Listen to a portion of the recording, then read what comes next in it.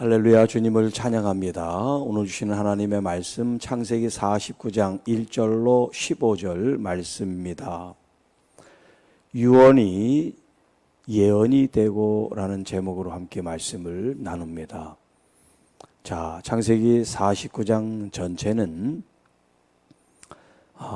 야곱이 이제 죽기 전에 12 아들들에게 마지막 남기는 유언입니다.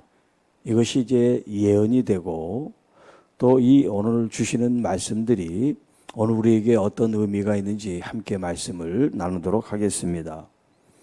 자, 1절, 2절은 이제 서론적인 얘기예요. 야곱이 그 아들들을 불러 이르되 너희가 후일에 당할 일을 내가 너희에게 이르리라. 자, 앞으로 있을 일에 대한 예언의 말씀을 지금 이 아들들에게 선포하겠다라고 하는 선언입니다. 너희는 모여 들으라. 그러니까 1대1로 들은 게 아니라 지금 야곱이 그 아들을 다 앉혀놓고 한 사람씩 한 사람씩 지금 그들의 앞으로 있을 장래일을 지금 선포하겠다라는 거예요. 야곱의 아들들아 너희 아버지 이스라엘에게 들을지어다. 자, 그리고 이제 그 출생 순서대로 이제 아버지가 그 한 사람 한 사람에 대한 얘기를 지금 합니다. 자, 먼저 이제 루벤이 첫째 아들이죠. 자, 오늘 우리가 15절까지 보는데 15절까지는 첫 번째 부인 레아의 아들들에 대해서 이제 먼저 유언의 말을 남기고 있어요. 자, 루벤아 너는 내 장자요, 내 능력이요, 내 기력의 시작이라. 여러분, 우리가 처음 난 그 자녀에 대해서 다른 자녀들보다 좀 각별한 건 이렇게 자기의 그 시작을 이 자녀가 보여주고 있다는 거예요. 내 능력이요, 내 기력의 시작이라. 위풍이 월등하고 권능이 탁월하다. 장자로서 흠이 없이 위풍이 월등하고 권능이 탁월하다. 그러니까 어떤 외적인 면이나 또 그가 가지고 있는 능력이나 이런 리더십 이런 것들이 장자만 장자로서 참 갖출 것을 다 갖췄다 이런 표현이 되겠습니다만은 4절에 마치 물의 끓음 같았은즉 너는 탁월하지 못하리니. 자, 지금 3절에서는 칭찬이란 말이에요. 그가 태어날 때 가지고 있는 어떤 기질이나 또 어떤 그런 기품이나 능력이나 이런 것들이 탁월한데 탁월하지만 탁월하지 못한 이제 예언을 하는 거예요. 그런데 그 이유가 있습니다. 그게 뭐냐면 내가 아버지의 침상에 올라 더럽혔습니다. 그가 내 침상에 올랐었도다. 자, 라헬의 시녀인 빌하라고 하는 이제 첩과 이 루벤이 이제 그런 일을 벌였습니다. 그걸 아버지가 이제 알고 지금 이런 얘기를 하는 거예요. 그러니까 아무리 탁월하고 뛰어나고 좋은 점이 있어도 그 한 번 큰 실수와 죄악과 잘못으로 말미암아 그가 가지고 있었던 누려야 될 이런 것들을 그가 받지를 못한다. 불행한 거죠. 스스로 그런 일을 해서. 자, 그 다음에 이제 그 형제들이에요. 시몬과 레위는 형제요. 뭐 다른 지금 얘기하는 이 사람들이 다 형제지만 특별히 이 시몬과 레위가 형제요라고 하는 것은 둘이 짝짝꿍이 됐다는 거예요. 짝짝꿍이. 너무 잘 어울린다는 거죠. 자, 그런데 자, 그들의 칼은 폭력의 도구가 됐다. 선한 도구로 쓰여야 되는데 선한 도구로 쓰지를 못했다 이 말이에요. 자, 내 호나 지금 야곱 자기 자신에 대해서 얘기하는 거예요. 그들의 모의에 상관하지 말고 그들이 영광을 취한다 할지라도 그들의 그 집회에 참여하지 말아라. 물론 과거의 일이에요. 이게 과거의 일인데 지금 이렇게 표현하고 있는 거예요. 어제도 미래의 일인데 과거형으로 썼다 그랬죠. 이것도 과거에 다 일어난 일인데 마치 지금 내가 앞으로 참여하지 않겠다 이런 표현을 또 지금 쓰고 있다는 거죠. 자, 이게 무슨 말이냐면 지금 이 레아의 자식들인데 그중에 디나라고 하는 딸이 있었어요. 이 딸이 세겜에 가가지고 이제 거기서 성폭행을 당하고 이제 그런 일이 있었단 말이에요. 그런데 그 사람들은 처음에는 그렇게 강압적으로 그 일을 했는지 모르지만 그가 연모하고 사랑하는 마음 때문에 돈을 다 치르더라도 내 아내로 맞이하겠습니다. 그 아버지하고 같이 가서 얘기를 했단 말이에요.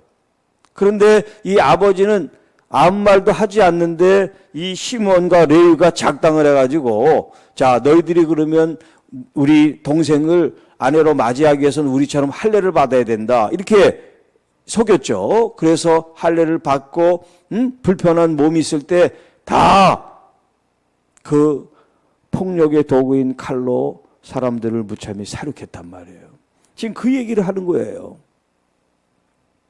자, 너희들의 분노대로 너희들의 혈기들로 사람을 죽이고 소의 발목 힘줄을 끊었다. 그렇기 때문에 너희들이 가담하는 어떤 그런 모의나 집회나 이런 데 내가 일체 참여하지 않겠다.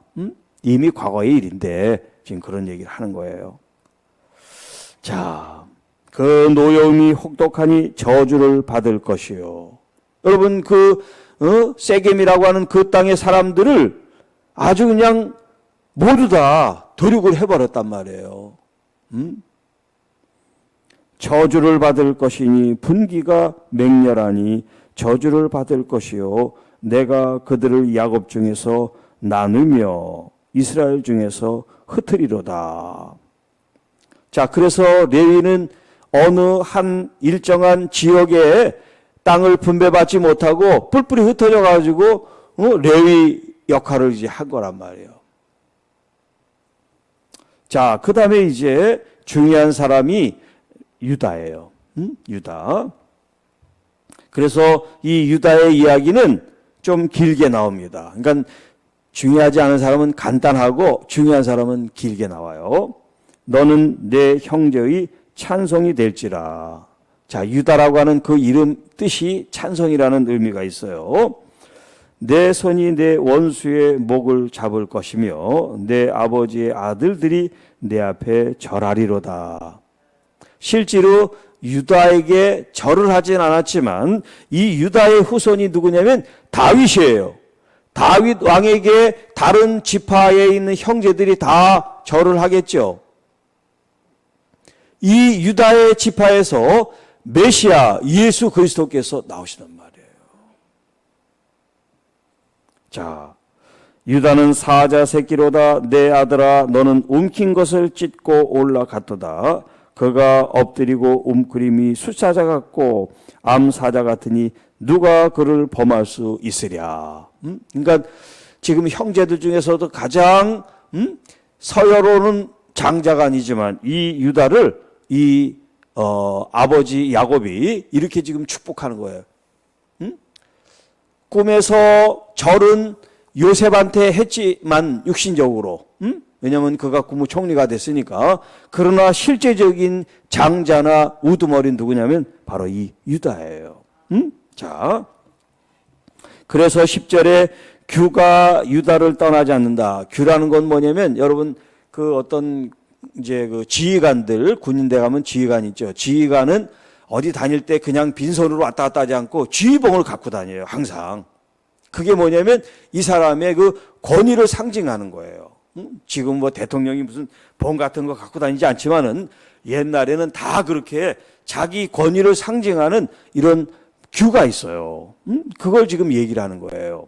자, 규가 유다를 떠나지 않으면 통치자의 지팡이가 그 발 사이에 떠나지 아니하시기를 실로가 오시기까지 이르리니.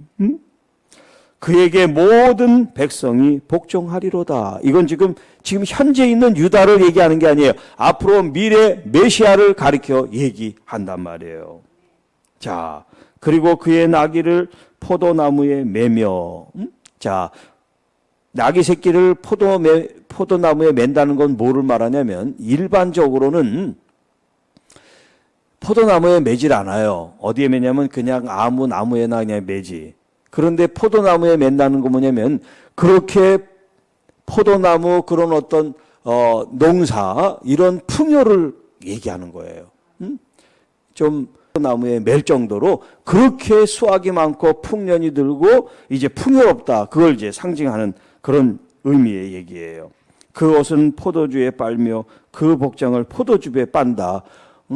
여러분 포도즙이 얼마나 귀합니까? 그거 막 집틀에 넣어서 밟아서 해야지 액기스 나오는 건데 그걸 가지고 빨래를 할 정도니 얼마나 이게 넘쳐난다는 얘기예요. 그렇게 하나님께서 이 유다를 축복해 주신다는 거예요. 그의 눈은 포도주로 인하여 붉게 있고 그의 이는 우유로 말미암아 희리라. 자, 그다음에 이제 스불론은 해변에 거주하리니 그곳은 뱀에는 해변이라. 그러니까 스불론이 앞으로 이제 거주하고 물려받을 땅을 얻냐면 그 지중해 해변가 그 지역을 이제 나중에 기업으로 얻게 됩니다. 그리고 이사갈은 양의 우리 사이에 꿇어앉은 건장한 나귀로다. 그는 쉴 것을 보고 좋게 여기며 토지를 보고 아름답게 여기고 어깨를 내려 짐을 메고 앞제 아래에서 섬기리라. 자, 지금 이 스불론과 이사갈, 이 스불론의 앞으로 있을 것은 그냥 그가 어디에 거주한다. 뭐 특별한 다른 말이 없어요. 그냥 그 지역에 살 거다. 이런 얘기를 한 거고요. 이사갈이라고 하는 이 아들의 대는 양의 우리 사이에 꿇어앉은 건장한 나귀로다. 자, 나귀의 특징이 뭐예요? 주로 그 당시에는 짐을 나르는 운반 수단이었다. 운송 수단이었단 말이에요. 자, 그러니까 그가 어깨를 내려 짐을 메고, 어깨를 내린다는 것은 주인이 짐을 편하게 신을 수 있도록 어깨를 내려서 주인이 예를 들어서 이렇게 서 있는데 하면 위에 이렇게 얹어야 되잖아요. 그러면 주인이 무거운 짐을 하면 힘들잖아. 근데 이 나귀가 어깨를 내리면 밑으로 숙이니까 짐 실기가 쉽겠죠. 그냥 그 얘기를 하는 거예요. 자, 어깨를 내려 짐을 메고 앞제 아래에 섬기리라. 그러니까 이 나귀는 주인이 아니야. 주인이 있고 나귀는 불이니까 이 이사갈은 좋은 예언이 아니죠. 주인의 예언을 받아야 되는데 지금 종의 예언을 받은 거니까. 자, 그러면 지금 우리가 6명에 대해서 1절부터 15절까지 우리가 말씀을 잠깐 나눴는데요. 자, 이걸 지금 종합해서 제가 제목으로 유언이 예언이 됐다라고 하는 표현을 썼는데 또 다른 이 말 속에서 우리가 말씀 속에서 알 수 있는 게 뭐냐면 지금 장차 될 일에 대한 얘기를 지금 한단 말이에요. 그런데 장래 있을 그 일이 무엇으로 말미암아 규정이 되냐면 그들이 행했던 일들, 과거가 결국 미래를 결정한다. 이런 의미를 지금 내포하고 있다는 거예요. 자, 그러니까 오늘은 아무렇게나 막 살면서 내일이 좋기를 바라면 돼야 안 돼요? 안 된다는 거예요. 결국 내일은 오늘이 결정되는 거야. 내일 내가 새롭게 잘해야지. 그래서 결정되는 게 아니라 오늘 내 자신이 하나님 앞에서 성실하게 믿음으로 은혜롭게 사는 내 마음과 말이 결국 미래가 되고 장래가 되고 그것이 축복도 되고 저주가 될 수 있다는 거예요. 그러니까 여러분 내일 잘해야지 그 말은 의미가 없어요. 중요한 것은 정말 잘못했으면 철저하게 회개하고 지금부터 달라져야지 내일, 내년에 내가 뭐 10년 뒤에 이런 얘기는 의미가 없다는 거예요. 중요한 것은 지금이에요. 지금 내 자신의 마음과 생각과 또 입술로 나온 내 말이 무슨 말을 했고 어떤 생각을 했는지가 중요한 거예요.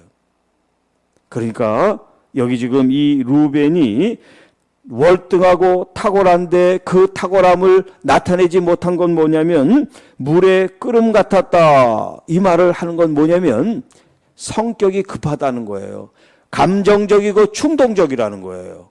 그러니까 자기 아버지 첩인데도 들어가서 그런 행위를 하죠. 감정을 추스리지 못하면 물이 확 끓어오르는 것처럼 뭔가 격정적으로 일어나면 그 일을 해야 되는 그런 사람인 거예요. 그런 것처럼 여러분, 우리는 어떤 순간에 오는 어떤 그런 취미로 오는 것 때문에 생각과 말을 내뱉으면 그게 결국 누구한테 오냐면 자기한테 돌아온다는 거예요. 그러니까 여러분, 오늘 여러분들이 앞으로 잘 되기를 원하잖아요. 축복을 원하잖아요. 축복을 원하는데 지금은 가만히 있으면서 축복을 원하는 것, 그건 잘못된 생각이에요. 여러분이 축복의 통로가 되든가 축복의 어떤 그런 행위를 통해서 앞으로 하나님께서 여러분들의 축복을 줄 근거를 만들어야 된단 말이에요. 자, 여기 유다는 이 패는 없지만 자기 동생 베냐민을 또 그 전에 요셉을 이 유다의 마음속에는 다른 형제들처럼 시기 질투하고 남을 해치는 그런 마음이 아니라 어떻게 하면 도와줄까, 어떻게 하면 구해줄까, 남들을 생각하면서 자기가 책임을 맡으려고 하는 그런 생각을 했단 말이에요. 또 그렇게 살았고, 비록 자기 아들들이 며느리 다말을 만나가지고 죽는 일 때문에 마지막 막내를 주지 않아서 결국 창녀로 변해가지고 자기가 이제 다말 사이에서 자식을 낳긴 했지만 이건 뭐 자기가 하고 싶어서 한 게 아니니까 모르고 한 일이기 때문에 넘어갔잖아요. 그러니까 모르고 한 일과 알고 한 일과는 이렇게 달라요. 루벤은 자기가 알고 한 일이잖아. 그러나 이 유다는 알고 한 일이 아니란 말이에요. 며느리가 계획한 거지. 자, 그러니까 여러분, 오늘 하루의 나의 삶이 앞으로 내 장래와 미래를 결정한다는 거. 그러니까 오늘 하루 성실하게, 오늘 하루 하나님의 말씀으로 거룩하게 구별된 삶을 사는 거. 여러분, 우리 주 예수 그리스도는 내일 내가 만나지, 내일 내가 믿지, 내일 내가 기도하지, 내일 내가 예비하지, 그거는 의미가 없어요. 오늘 지금 내 주 예수 그리스도를 생각하며 주님을 사랑하고 지금 당장 기도하고 지금 당장 예배드리고 지금 당장 하나님 앞에 내 마음을 올려드리는 게 이게 복되고 내일 모레 우리의 장래 미래가 오늘로부터 결정이 되고 있다는 거. 그러니까 여러분 개인이나 교회나 국가나 이런 모든 단체와 집단이 결국 지금 어떻게 삶을 살고 있냐, 무엇을 하느냐가 앞으로 일을 결정하게 된다. 사랑하는 성도 여러분, 이제 내일도 이 야곱의 유언이 계속 진행이 되겠습니다만 이 한 사람 한 사람들이 우리가 아니잖아요. 그러나 마치 내가 그 사람인 것처럼 그 당시 상황으로 돌아가서 나는 어떤 모습의 사람인가, 내 성품과 기질과 내 생각은 어떤 사람, 어떤 유형에 가까운가 우리는 한번 생각해 볼 수는 있죠. 그랬다면 성격이 급한 사람은 좀 성격을 이렇게 좀 편안하게 가질 수 있도록. 왜 성격이 급하냐면 자기 생각대로 자기 어떤 뜻대로 하는 게 너무 여기 충만하기 때문에 그래요. 그래서 6절에도 그렇게 얘기하잖아요. 그들의 분노대로 그들의 혈기대로 여기 이제 시몬과 레위 이런 사람들이 다 성격이 급하기 때문에 그런 거예요. 차분하게 생각하고 좀 마음을 좀 누그러뜨리면 좀 괜찮을 텐데 바로바로 그런 일이 있어, 내 동생이 그런 일을 당했어, 이놈들 다 죽여야지, 이렇게 감정에 휩쓸려 생활하게 된다는 거죠. 그렇기 때문에 여러분 유다처럼 하나님 앞에 찬송과 경배와 존귀를 올려드리는 하나님의 자녀들이 되시기를 축복합니다. 어려운 일이 있을 때, 기분 나쁜 일이 있을 때, 힘든 일이 있을 때 찬송하세요. 주님을 찬양하세요. 주님을 높이세요. 주님만이 모든 것임을 고백하세요. 내가 지금 마음이 슬프고 아프고 억울합니다. 그러나 주님을 영화롭게 하기 원합니다. 주님을 찬양하며 경배하기 원합니다. 유다의 삶을 통해서 앞으로 여러분의 장래도 하나님 앞에 유다가 받은 이런 은혜, 메시아가 오시고 예수 그리스도로 말미암아 그분이 나의 통치자가 되시고 그분이 나의 리더가 되시고 그분이 나의 왕의 왕이 되셔서 나의 삶을 지키시고 보호하시고 이끄시고 인도하시고 여기다가 포도주가 얼마나 흥했는지 빨래를 다 할 정도로 하나님이 여러분을 이렇게 부유하게 하시고 여러분을 더 충만하게 하시기를 주님의 이름으로 축복합니다. 주 하나님 아버지 감사합니다. 오늘 여기 6 자녀들의 축복과 저주의 말씀을 통해서 오늘 우리 하루하루가 하나님 앞에 거룩하고 진실하고 구별되고 은혜롭고 진리의 말씀에 따라 사는 삶으로 인도하셔서 우리의 장차 앞으로 되어질 일이 저주가 없게 하시고 오직 축복으로 이어지도록 하나님 우리의 삶을 주님 앞에 헌신하고 구별하고 또 내 말과 생각과 기질과 혈기대로 아니고 우리 주님의 말씀대로 내 마음을 다스리고 내가 말할 수 있는 은혜의 사람들, 믿음의 사람들, 진리의 사람들이 되게 하옵소서. 그래서 오늘 내가 미래와 장래 나 자신이 된다는 걸 기억하면서 하나님 앞에 오늘 하루를 성실하게 믿음으로 온전히 합당하게 살아가는 믿음의 삶이 돼서 우리 주 예수 그리스도가 내 안에서 나타나시고 드러나시고 영광을 받으시게 하옵소서. 오늘 하루도 주님 감사합니다. 나의 자녀들, 나의 가족들, 또 특별히 아픈 나의 우리 사랑하는 자녀들을 주님 기억하여 주시고 어루만져 주시고 주님께서 치료하시고 또 하나님 그들의 마음 문이 열려 주님 앞에 돌아오는 은혜의 역사가 일어나게 하옵소서.